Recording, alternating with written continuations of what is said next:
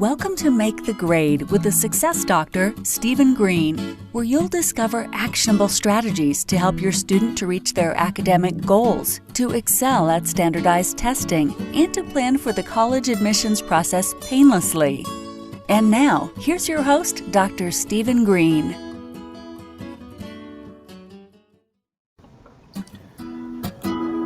All right, everybody. Steve Green here. I got my guest, Peggy Ployhar. She's going to be on with us in a sec. Welcome to Education Live Thursday. You know what I realized? And I had to go back and actually verify this. This is the 13th Education Live Thursday since we started being very, very regular with it. 13, lucky 13, Peggy. How about that? That's my favorite number. There we go. All right. Well, that's a good omen then. So just a couple of things before we get into it. I think it's going to be a very important discussion. Let me I always forget to say this. So if you are watching this, listening to this on some sort of live stream and you want to make comments, and I know Ronald Shapiro knows how to do it. Hello, Ron. Welcome back. You need to click on a link that basically says I'm here, and it's within StreamYard, and it says I get it. I think it's StreamYard/Facebook or something. I probably really should know the link. Anyway, let me tell you what's going on in the Make the Grade world really, really quickly. Number one, very busy time of year for tutoring. Busy. School is still in its virtual, hybrid, semi-hybrid sort of funk, but there's still plenty of work to be done. You got a lot of students working very hard. I appreciate the effort they're making. Well done, everybody. This is midterm month, so let's really buckle down, focus, finish this quarter, this semester strongly. If you need help with anything, math, science, all that jazz, you know where to get the help. Reach out. I'm here for you. Number two, we are coming into the spring, what was usually known as the spring test prep season, even though some of them technically are in the winter. ACTs, SATs back on track. Mostly have not heard anything yet about anything being postponed or canceled or any of that nasty stuff. So if you're a junior or a senior, if you haven't taken it enough, you got to really buckle down, get focused, get a plan. And again, I can help you with all of this. Take advantage of the Make the Grade on-demand problem-solving service. I don't talk about it that much on here, but I came up with this new deal. You get a problem you want answered, take a picture of it, send it to me, and I'll answer it for you. How about that, huh? Pretty cool. Kind of like homework help on steroids. And finally, I have decided by popular demand, a lot of popular demand, because this is what happens in my life, to offer a class on how to teach online. So if there's anybody out there that wants to be a tutor, okay, and believe me, it is the world's best job. The world's best job. Incredible career. I'm going to offer some workshops on how to do it. But it's also for people that want to learn to instruct virtually. Doesn't have to be tutoring. Just don't think beyond the academic box here, okay? So if you know anybody that wants to do it or you want to do it, put a note in the comments, email me, send me a carrier pigeon, can and string, whatever we got going. Yeah. And Education Thursday live every week. My guest this week. And I got to be honest, I forget how we actually met, Peggy. But we'll get into that. You can remind me. I'm my age, memory sometimes. But really, really interesting person. I think you're really going to enjoy her perspective, her depth of knowledge, tremendous. I am really happy to have here Peggy Ployhar. I hope I'm saying it right. She is a special ed homeschool founder, SPED Homeschool Foundation founder, CEO, a leader in special education homeschooling community, and a frequent writer and speaker on specialized education homeschooling issues. Keeping yourself busy? Yeah. In a past life. Yes, exactly. Is that really true? You were a physicist? Yes. Like a nuclear physicist? Yes. Dang. Yeah. A regular Einstein we got on the show today. She left a high-paying gig in the medical device industry to teach her kids at home. And you got to applaud that, because that's the most important thing, right? Obviously, money's important, but family first. Yeah. And that really got her excited about homeschooling. So in 2017, she founded this organization, and that has been your life's work ever since, right? Yeah, it's been for a decade and a half, but yeah, a lot Can you more in the believe it? last 3 years. Yeah, well, again, we're going to get into all this. Hold that thought. But the best part about this, I think, is she's also like yours truly, the host of a popular podcast and a live broadcast. So we are kind of like kindred spirits here, sort of. Yeah. So I got to ask you the transition, and this is off script. We're Yeah, 3 no, minutes that's into fine. the show. I'm already going off script. The transition from a physicist, probably a heavy duty, very technical job where you're working with some, real brainiac kind of people, I would think, to staying at home, working with your own children who at the time were how old? Well, my oldest was in kindergarten, and that's they say yeah. 6 or 7. So, and then I had a 3-year-old, and I hadn't had my daughter yet at that point. So is it safe to say, I'm going to go out on a limb, and I don't want to put words in your mouth, this was a pretty big life transition? Yeah, it was difficult. I expected my kids that they'd listen to me like everybody in the boardroom would. Didn't happen. Newsflash. Yeah, exactly. A 7-year-old can do way more headaches than a bunch of 50-year-olds. Incredible, huh? Okay, let's do this. You've been doing this some amount of time. We never talk about people's age. It's all about experience and wisdom. But so what really made you want to start? Was it being motivated by working with your kids? Was it the connection? It was my oldest's diagnosis on the autism spectrum. The school kept getting in the principal's office every day, and I said, well, this isn't working very well, is it? And fortunately, I had a very, very caring principal that sat me down, and she said, I think you just really need to get him tested. We had no idea what was going on with him. He's extremely brilliant, but just couldn't fit in socially. And so at that point, he was just so depressed. He had dealt with so much bullying, even in a private school where we thought he was, at least a little bit more protected. And he was still a kindergartner here. Yeah, exactly. Yeah, he just kept saying, I just want to die. And at that point, this has to be my choice. There's no other. My kid's important. And the funny thing is now he's turning 24 in a couple months, and he followed in my footsteps and got a degree in biomedical engineering. So going into the medical device industry. Really?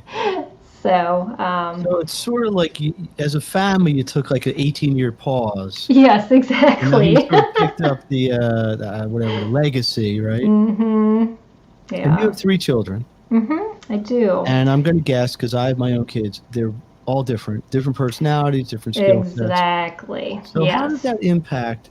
And you homeschooled each of them. Yep. I'm still homeschooling one. What were the unique needs or the methodologies that you had to use with 3 separate kids, and not spread tremendously, but you couldn't share a lot of curriculum between each kid? Exactly. So I did, being the physicist I am, I did an experiment when we started homeschooling. I said, what's going to work well with my, exactly. What's going to work well with my kids? And at that point, there weren't a whole lot of teaching methodologies being used in the homeschool environment. It was just basically textbooks, unit study, or literature based. Now there's people talking about unschooling, which kind of is what we morphed to, and eventually, but I tried each out on my kids and said, we're going to pick the same time period, and we're going to try out the textbook version, we're going to try out the literature-based version, and we're going to try the unit study version. And we were kind of studying around the 1800s with sailing and pirates and all those things, and textbooks did not work very well at all. That was quickly thrown out the window. And the literature, my kids didn't sit still very well either, much better than the textbooks. But when we got to the unit study, and I said, okay, here's 20 feet of rope. We learned all the different knots we had to tie. Now you can tie me up, since you're pirates, as long as you use the right knots. Use the pole line or whatever. Yeah, and my kids were like, yes! So we kind of stuck with it. Actually, my oldest did unit studies all the way through high school, and then slid right into college from there. Actually, he went to welding school first, and then after he got his welding license, went to college. But yeah. I got to think you had some days you might want to pull your hair out, but yes. Was it worth? I mean, this had to be rewarding? You probably wouldn't have stuck with it so long. It was. I mean, it became a lifestyle for us, which a lot of families will tell you if you do it long enough, your kids just get up and go, well, that's what we do. Mm-hmm. We do school at home. And, we did a lot of subjects together, but I did have diverse learners, like you were saying earlier. And so I had to do a lot of one-on-one work with each of them to make sure that I was meeting their unique needs. Okay. And so that took a little bit of planning, but they got used to that too as part of the schedule. So talk to the parents out there right now, 2021. There's a lot more people with home-based learning, which isn't necessarily the same as homeschooling, right? Because they may be sitting at home at a kitchen table or their desk in their bedroom, staring at a screen, being instructed by school teachers. Yeah.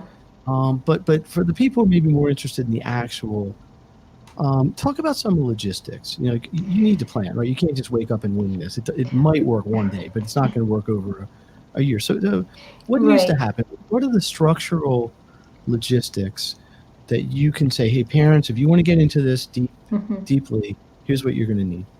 Talk from experience here, Peggy. Well, I worked for 2 different state organizations before I formed my nonprofit, and a lot of what I counseled parents about was, of course, the law. And homeschooling laws are different in every state, and so whatever state you live in, if you're going to choose parent-directed home education, which is kind of different than the school-directed home education, because public schools will do schooling in your home. But when you choose to cut that tie and direct it yourself, there are laws in each state that are different. So a lot of people will go online and say, well, what do I have to do to homeschool? And they're talking to somebody in California and they live in Minnesota. It's not the same. So so you have to make sure that you know what your laws are and that you're following those. Some require reporting, some don't. Some require testing, some don't. It's just completely up to the state to set those laws. So so that's important. And some of them even have required subjects. So there goes into, what do I teach? And are we fulfilling that on a yearly basis? And then do we have to build in some sort of measurement device or a portfolio that gets turned in for a child?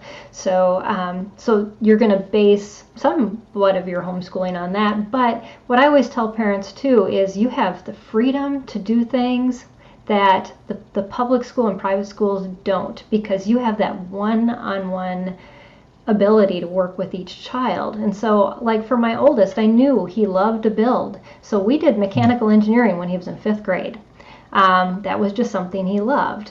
And my middle child is just creative. Whenever we did a unit study, he would make all the costumes so that we could act out whatever we were doing. And my daughter's an artist, and so a lot of times when she had a writing assignment, I had her draw the picture to go next to what she was writing, because you're building on those things that they're good at, and it doesn't surprise me that each of them chose paths that were very similar to the things that I encouraged, because I saw them coming out over and over again, and you get to know your children well when you're with them that long.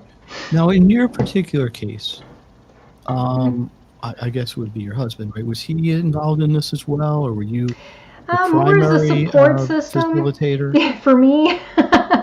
Yeah. No, he works long hours and sometimes even in the evenings. So teaching was primarily mine, but he did allow me some weekends to get away to do some planning for the year. That was nice of him. Yes. Tell me about your foundation or your nonprofit. It's SPED Homeschool. Is that the name of it? Right. Yeah, it stands for Specialized Education Homeschool. Right, so, right, okay.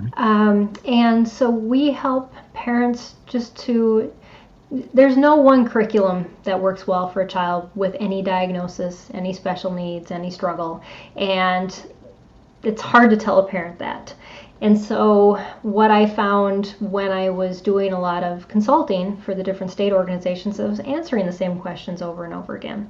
And we wanted to make sure that we had static pages on our website that answered all of those questions. So like you can go and to getting started, you can find your state law links, you can do all those things. I even have a whole webinar on how to get started homeschooling. And even if you don't have a child that struggles, it's very applicable. And then we have a whole page on homeschooling high school. And so, but we also partner with a lot of organizations that offer services and curriculum and other things that are very adaptable for kids who have learning differences. And so, you're clearly, at least in part, a resource. Yes. We kind of vet organizations, and then we create partnerships with them and put them on our website.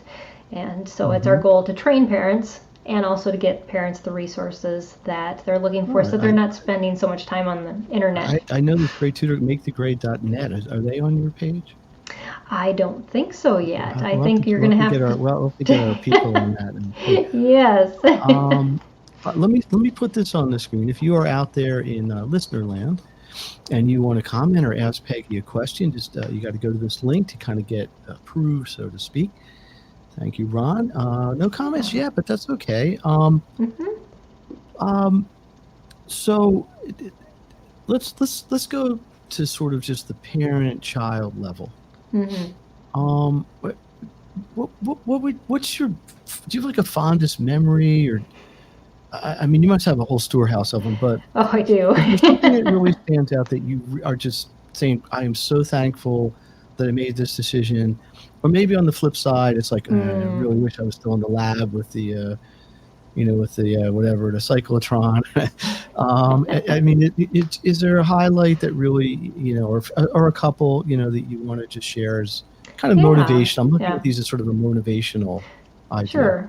I'll start out with one that happened kind of when my kids were younger, and I think it really reinforced for me how powerful home education could be. The unit study that I was using, we were covering Russia, and so we did a whole, I think maybe multiple years where we just focused on a culture, and we made the food, we did the arts and crafts, the whole nesting dolls, everything.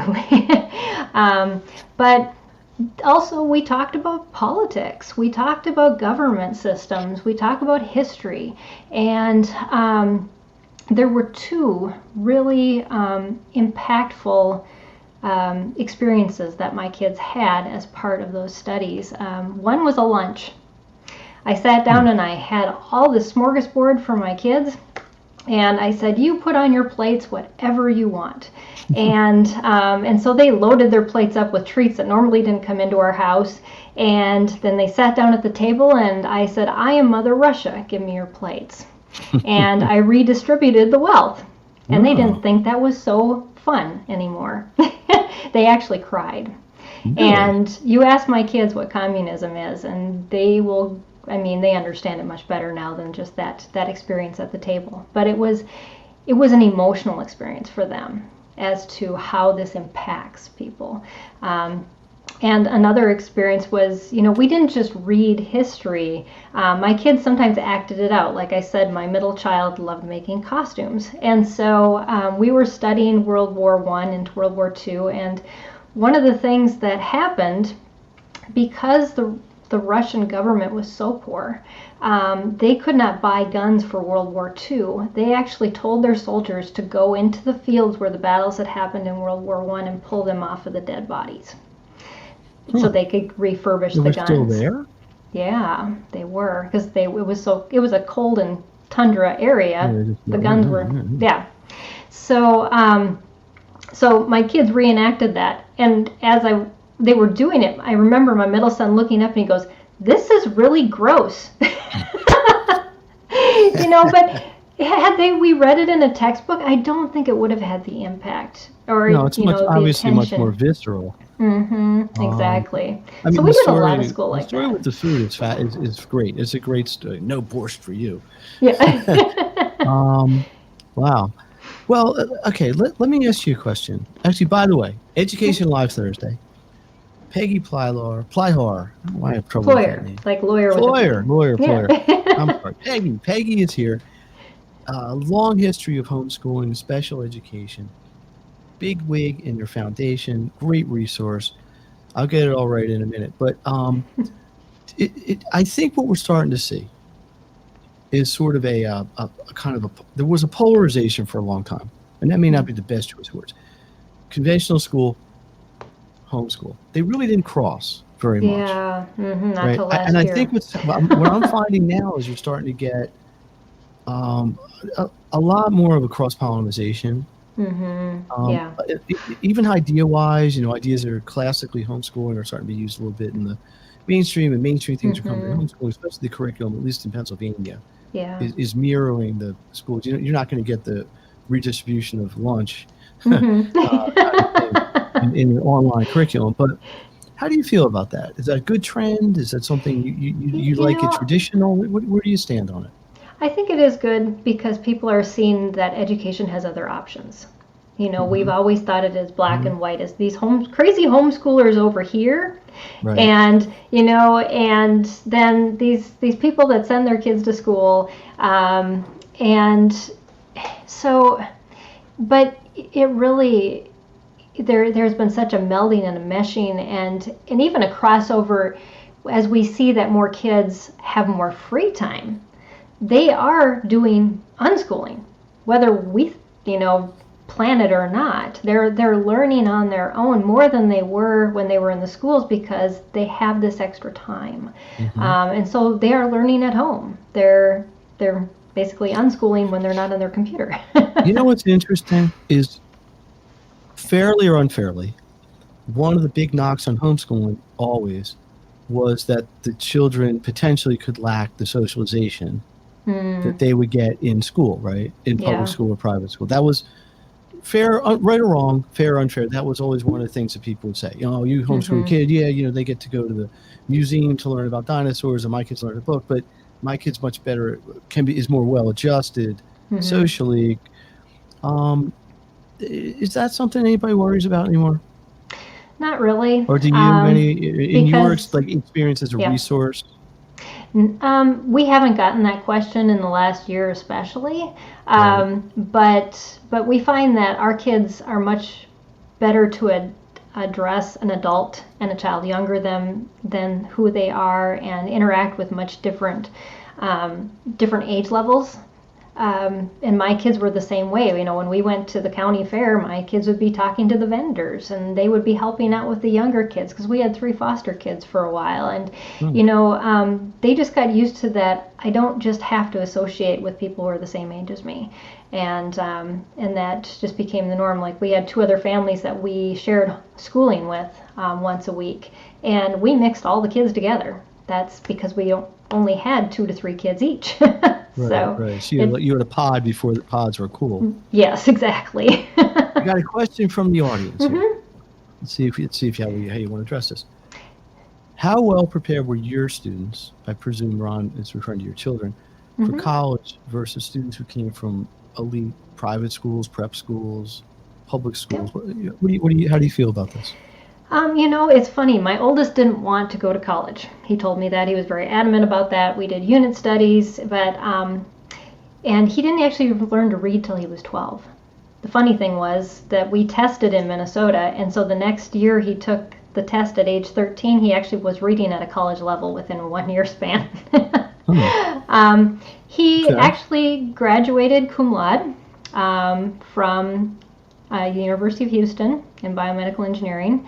He had a really hard time dealing with some of the students who were typically schooled because he felt that they just weren't in it. They weren't investing. When he got assigned to projects, he ended up usually doing all the project himself because nobody just really felt like it was that important. My kids take learning personally because it has been a personal thing in our family. It's something we've shared. It's not just something we do. And I think that makes a huge difference in how a lot of homeschool students approach college. And I know I've heard the same thing from college professors too, that most of them are rather shocked that that homeschoolers were homeschooled. They're like, what school did you come from that you are so different? But that's why they are different, is because they learn to research. Like my daughter at 16, she does the majority of her school on her own already. Mm-hmm. She's just very self-motivated. Is there, do you think, I mean, obviously this is very hypothetical, but do you feel if the children had, or even one of them had gone to mainstream school, and I don't think you or I are knocking school. Oh, no. As an institution at any level. But do you think that they would have, I don't know how to say this, ended up differently? Is that, or just would have maybe had different priorities in life? Obviously, you put a lot of this into it yourself. Right. So there was a family culture of education as a priority. You gave the kids enough freedom to explore, but yet you were still kind of cracking the whip, at least to some degree, in terms of structure. Do you ever look back and think maybe you would have done it differently? I'm fascinated by the longevity that you put into this too. My middle one, I struggled a lot because he basically took over his education about 15. He said he wasn't going to do what I wanted to do, and I said, well, we have to follow the laws. So how are you going to get these subjects in the state of Texas where we live? There are specific subjects he has to take. And so he gave me a plan. He said, this is what I'm going to learn and how I'm going to learn it. And this is how you can grade me. And I went, okay. And it worked. And so that's what we did. Looking back, I think the thing we would have lost the most is the closeness of our family. Just because we would have been so busy. And that, homeschoolers can get busy too, and I have to state that, is I know a lot of homeschool families that run their children into the ground with activities just as much as if their child was going to a public school. We chose not to do that. We actually went and lived on a farm for 5 years in the middle of nowhere. And just learned a lot of different things, how to take care of cows and chickens and milk cows and crazy stuff. But the relationship I have with my kids now, that my boys are in their 20s and they want to be home, they want to sit and visit with us, they both are still living here and working, and we like that. They haven't decided that they want to break out and do anything different. So yeah. In your opinion, and this may not be the easiest question to answer, but do you feel that your children appreciate all the effort that you put in? I think now at this point, my kids all do. My daughter does way before my boys did, just because she's a girl. And we have a close relationship already. But I think so. Because my daughter has told me many times about just the struggles that her friends have had. And my daughter's also on the autism spectrum. All of my kids are slightly, on the autism spectrum, I guess I would say. I've never had the younger two diagnosed. But they have friends that struggle with sensory issues and being in loud places and just needing some of those breaks, and they see that they can take those when they're at home, where the friends that they have that are in public schools have a really hard time coping with those things. One of the things I hear, I work with a lot of families, especially ones with kids in private schools. Around where I am, private schools are very costly, like a college tuition kind of cost. And to afford that, often you got two pretty high-powered parents. We're bringing home nice paychecks, but at the cost of working very long hours or being traveling, and often they don't have.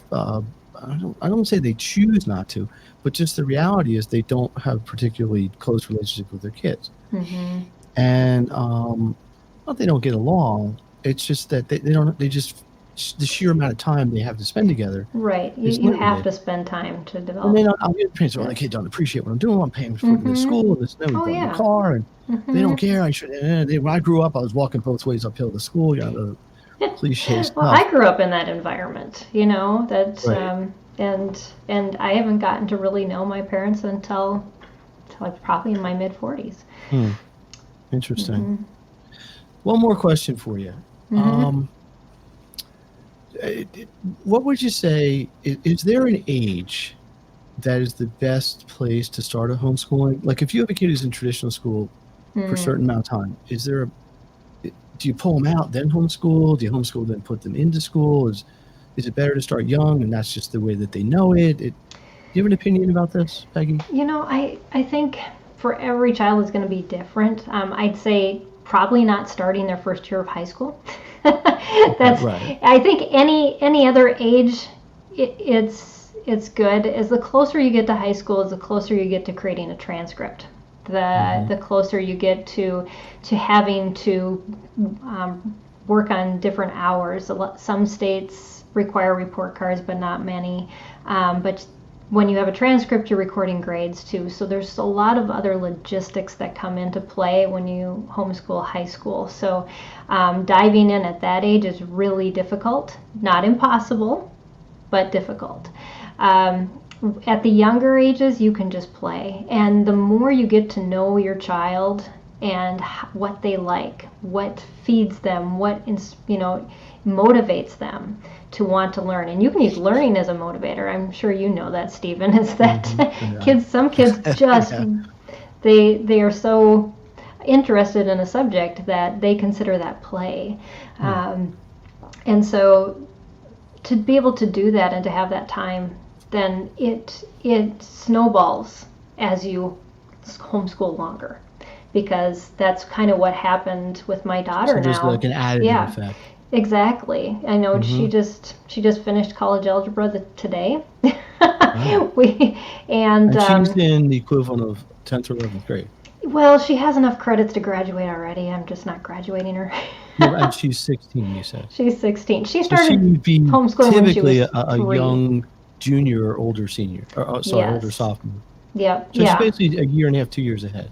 Compared to the standard. Yeah, she's taking a fashion design class downtown at one of the fashion schools, and then she just designed a pair of shoes that's going to be mass marketed across the world. It's actually in a company in Switzerland. Picked her design. So interesting. So yeah. So let me one last little sort of station break here. Education Live Thursday. I am fascinated by this discussion. Your experience is just incredible. It seems to me that it was a very positive experience for you. And I hope the message that's coming across to listeners here is if you do this right, and you have the right resources, and you have the right tools, and the right relationship with your children, this can be like a joyous thing. Right. Maybe that's too strong a word, but it doesn't have to be a labor, right? It doesn't have to be a chore, like, I got to teach my kid today. That's not what we want. We want this to be a mutually sort of beneficial sort of experience. Obviously, the kids need to learn, but the parents you obviously got a lot of fulfillment out of this as well, to the point where now you have your whole nonprofit to help other people in the same circumstance. We're every Thursday Education Live. My guest next week, if you remember way back fans, to the Back to School Virtual Workshop Festival, September 10th. One of my guests was Katie K. May, who runs centers in the city here, Philadelphia here, to help teens. She's going to be on next week. Following week, Ken Myers, Apex Leadership Academy. We've got some good people coming up. If you or somebody you know, or maybe Peggy wants to come back and wants to be a guest in Education Live, we have a very rigorous, believe me, very, very rigorous screening process. But it starts with sending me an email or a message or commenting, and I'll have my people get in touch with you. Just, sort of free flow here. Any message you want to give people? I mean, I presume you're an advocate of homeschooling. What would you say to somebody who's on the fence? Should we do it? Should we not do it? Should I make the decision for my child? How much input should I get from my child? Obviously, that's age dependent, but what do you think? Yeah, it's the one thing I hear from a lot of parents is, well, I'm just not like you. And I have to remind them, I wasn't like me when I started either. I have changed a lot. I I was dealing with depression as much as my son was, and we were not in a good place. But sometimes we need to break the cycles that are happening in our lives, and by making a choice to step out of kind of the chaos and take some time. And also, you don't decide to homeschool for 18 years the first year you start. You decide to do it for 1 year. And then it becomes and then you reevaluate and you see if it's good for the next year. And so it's not this lifelong commitment that you're making. What would you say to the parents who are watching their kids sitting in front of a computer for 5.5 hours a day, or whatever, 7 hours a day? Basically, I'm not saying they're not learning, but they're not getting the instruction they would in a school environment. That's, I think, a fair comment. And it's not supposed to be a disrespect to the teacher, hard. And they're thinking, gee, maybe I would have been better off, if I had homeschooled, or maybe I'd be better off if we took them out of school this year. What's your opinion about that? You can teach one-on-one a child in 10 to 15 minutes, the same thing they do on the computer for an hour.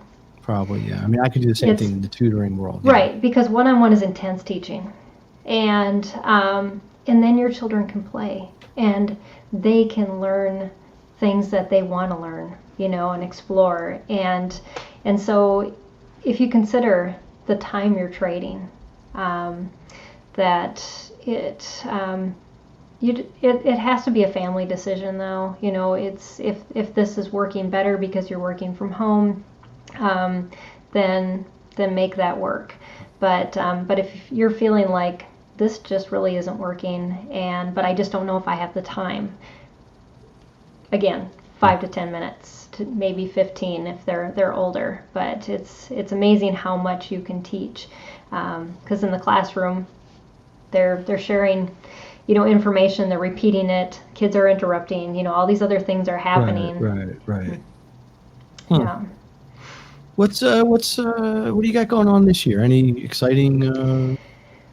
We just rebranded. We rebranded all of my podcast and broadcast. It's now called. How would people learn about your podcast? It'll be in the show notes too, but it's called Empowering Homeschool Conversations. You can basically find us any podcast streaming channel that's out there. But if you go to our website at SPED Homeschool, SPED Homeschool.com, you'll find links for all of that and upcoming episodes. So this month we've been focusing on teaching methodologies. So the first week I interviewed Dr. Peter Gray from Free to Learn. That book, and then this week we talked about Charlotte Mason method, and we're going to talk about a couple different teaching methodologies that homeschoolers use. And then next month we're going to dive into IEPs, which a lot of people don't know that homeschoolers can write. So we're going to go through how do you write an IEP, how do you set goals, how do you work with your child's therapist to work on goals together, and so we do a different theme every month. Some people don't know. I was on your podcast. Yes, you were. I don't know what episode it was, but it was in November. Yes. I really, that's one of the reasons I wanted to have you here. I really enjoyed that conversation. Anything else? Anything? You got an event coming up, or anything you want to plug? Oh, I'm speaking in a lot of places. We'll see if it happens. I mean, I think I was on like 3 virtual conferences alone this week. So join the club. I know. I know. And it's only Thursday, but but that's not permanent. I mean, I think we all think at some point we might actually be in a room with 30 people. Which part of Texas are you in? I'm in Houston, Texas. Houston, okay. Yeah, the South End. But I'm booked to speak in Las Vegas in April, a couple places in Texas in May, and then Iowa and Arizona this summer. So. Wow. Yeah. Well, this is great. You're going to have to keep me in the loop on these, and I will share it with my folks. Yeah. Peggy, I really want to thank you for you taking the time out of your schedule and sharing, some really practical information, some personal information. It's great.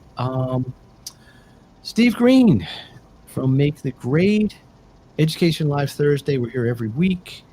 Again, next week, Katie K. May And she's a wealth of information, very different topic. But if you have a teenager, I know you do, Peggy, this is good for you. She works with teens exclusively, helping them with coping mechanisms, what they think about themselves, self-awareness, body image, that sort of thing. Really talented. Just opened another center. She's expanding. So I'm looking forward to having her back. Let me ask you one last question, because I ask everybody this nowadays. Do you think, and this is kind of a serious question, I probably should ask this before, there have clearly been changes in our society and our education system in the last 6, 8, 10 months, right? Yeah. I think not all of them are bad. I'm strictly limited to school education. I'm not talking about anything else in society. What do you think is going to stick? What do you think is going to go back? Do you think there's anything that you're doing differently now because of COVID that you think everybody will continue to do? Or do you think, is there anything that once we get normalized or everybody gets vaccinated, just going to go back to the same old, same old? Do you have any viewpoint on that? I hope that families will spend more time together. We almost felt like that it was like a forced concentration camp in your home. No, it still is where I am, but yeah. And so, but to not think of it that way and to instead appreciate those times we have. I know I struggled with cancer last year. It reset my whole thinking. As I looked at my time with my family as very precious, because I didn't know if I was going to make it through. And, just a lot of people with a lot of health conditions this year, just resetting what's important. And can we keep those priorities the same as we have when we were forced to? No, sorry to hear about your health. You okay now? Yeah, I'm in remission. I actually treated it completely natural, other than some surgeries. But yeah, it's not very fun being in a hospital when you have to get COVID tests every time you go. Yeah. I've had 3 because I've been around people that thought they were exposed and the whole tracing thing. And, yeah. It's like no fun. It feels weird. All right, I could probably go on another couple hours, but we are up against it. I want to thank you. I really appreciate you coming on. Thanks for having me. Sharing with wonderful. What you did. If anybody has questions, please reach out. Anybody who's thinking about homeschooling, is homeschooling, wants to homeschool, used to homeschool, try to homeschool, can't even spell homeschool. You got the resource. You're probably the best resource in the country we got on here tonight. So we are going to wrap it up here. Steve Green, Education Live Thursday. Thank you again. Peggy Ployhar, I got it right, I think, that time. Yeah. Appreciate it. We'll be in touch. Hope to have you back on here again. Yeah. And let's get the music going, and we are good. Before we even do that, how about a big hand for Peggy? That's the studio audience. We got the legal limit of 12 people in the studio here. That is the theme music, and we are wrapping up. Thanks again. See everybody next week, and look for her podcast, look for my podcast, and reach out if you need some help.